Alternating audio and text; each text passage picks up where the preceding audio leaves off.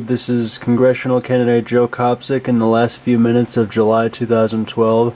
Several weeks ago, New York City Mayor Michael Bloomberg, through his charity organization Bloomberg Philanthropies, offered $9 million worth of rewards to 5 different cities who win his mayor's challenge to cities across the country. It aims to come up with an innovative idea that helps governments run more efficiently, tackles economic and social problems, helps city leaders engage with the public and improve services for residents and businesses. Submit the idea to the city, and it has the chance to, among 1,300 other cities, win $5 million, and 4 cities will win $1 million each. So here is my submission. What is your bold idea? Please describe your solution with the one-liner that says it best. 30 words or less. I said, deem the provision of government services as commercial, invoke the Commerce Clause to prohibit state monopolies on service provision, and encourage state agencies to offer extraterritorial jurisdiction, eliminating state borders. Then it asks, what makes your idea bold or innovative? Please elaborate, up to 150 words.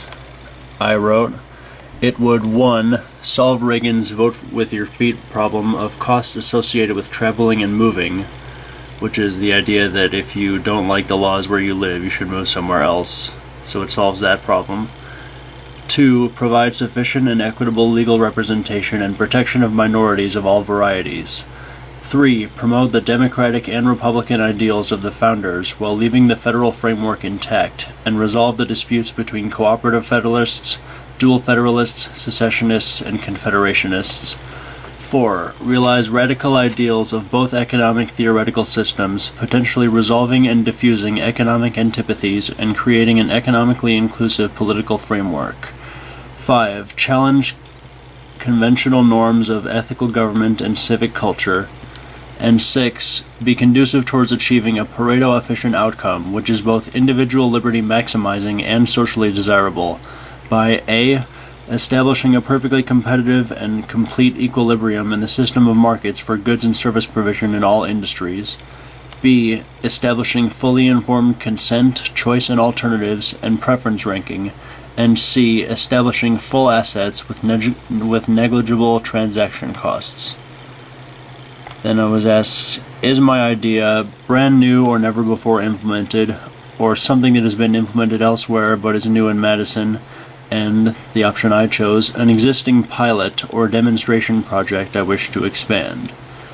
I was then asked, what areas will be impacted if your idea is implemented? I selected all of the above, which are 4 options: social and economic problems, customer service for residents and businesses, accountability to the public, and efficiencies that make government work better. I was then asked, does your idea demonstrate the creative or unexpected use of Madison's assets, resources, and talent? If so, how? Up to 150 words. My answer was, as the naming of Madison's streets and the naming of the city itself reflect influence of the Founding Fathers, the idea integrates aspects of development upon federalism, republicanism, democracy, and classical liberalism, which have been made since the founding, namely competitive government and private law and defense. Madison's liberal influence also shows in the integration of aspects of 20th century social democracy, such as syndicalism, national personal autonomy, direct democracy, counterculture, and the counter-economy.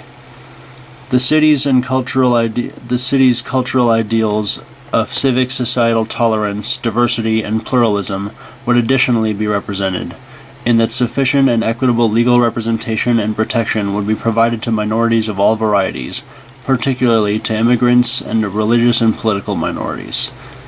Being that progressive ideals will be represented in a competitive governmental atmosphere, the idea also integrates the development of political thought resulting from the Wisconsin Progressive Party's unique early 20th century contribution to the history of independent and third-party federal politics. I was then asked, what is the potential for replication in other communities? Up to 150 words. My answer was, the system is replicable in other communities to the extent to which it is accepted in other communities. To address this, civic customers, meaning customers of government agencies and people who buy public, typically thought of as public, goods and services, civic customers should demand that all agencies either 1. Issue passports and recognize the passports of their competitors, or 2. Recognize a universal freedom of travel. I would add both would be an option too. That would be acceptable. With service provision organizations of all industries competing in overlapping jurisdictions for customer citizens, individuals would be free to elect independently from among sets of agencies offering to resolve disputes on the behalf of others, administer criminal law, and offer other public services. Personal choice in service provision would be more free because people would have alternatives, but also, given sufficient expansion of services across state borders, people would be free to choose, regardless of where they are located, and without moving or traveling. Additionally, a series of potentially infinite appeals to mutually independently chosen, neutral, and uninterested private arbiters would help promote legal uniformity. One city will receive $5 million, 4 cities will receive $1 million. The Bloomberg Philanthropies will assign these rewards and choose the winners on August 9th, which is in 8 days. Signing off.